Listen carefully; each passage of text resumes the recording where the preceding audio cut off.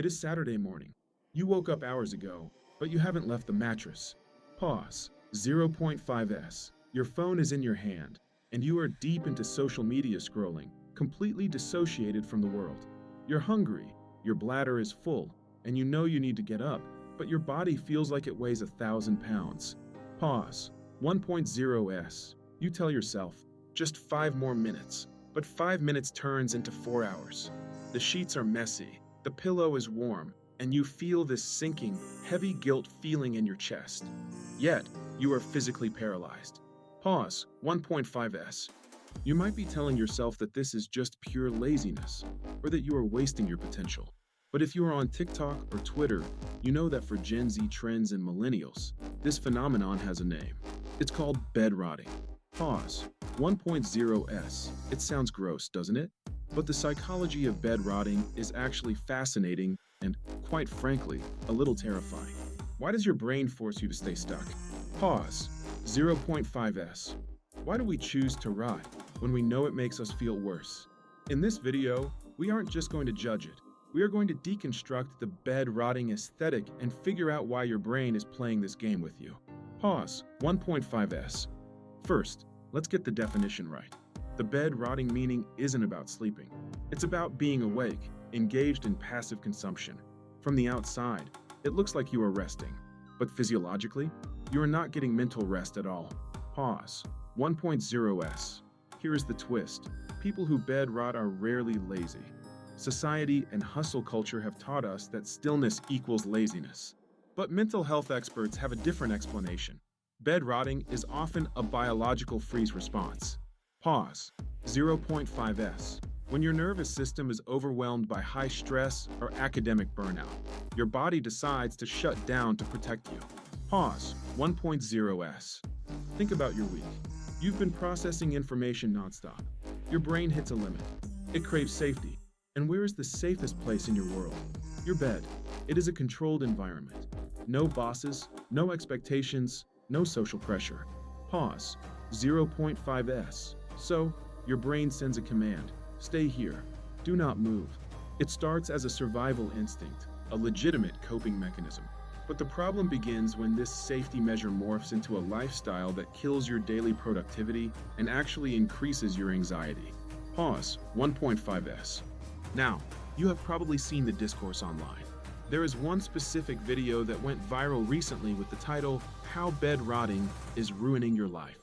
When you consume that kind of aggressive self-improvement content, it triggers a spike of fear. Pause. 0.5s. Here is the irony. When you are told that your bed rotting habit is ruining your life, your brain produces cortisol. What does your brain want to do when it's stressed? It wants to go back to bed. It creates a negative feedback loop. Today, we need to look past the shame and find the root cause of laziness. Pause. 1.0s. The truth is, lying in bed isn't the villain. The villain is what you are doing while you are lying there. If you are practicing mindfulness, that is restorative. But when you are rotting, you are blasting your brain with 15-second videos. Pause.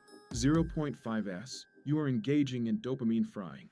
Your body is static, but your brain is running a marathon. This is why, after a full day, you don't feel refreshed. You feel drained. You feel a heavy, chronic fatigue that sleep doesn't seem to fix. Pause. 1.5s. Let's get into the neuroscience. Every brain has a dopamine menu. When you suffer from burnout symptoms, your brain looks for the path of least resistance. What is the cheapest way to get dopamine? Doom scrolling. Pause. 0.5s. Lying in bed requires 0 calories, but offers high, shallow rewards. Psychologists call this a low-effort, high-reward activity. But the more cheap dopamine you consume, the harder expensive dopamine feels to earn. Simple tasks start to feel insurmountable.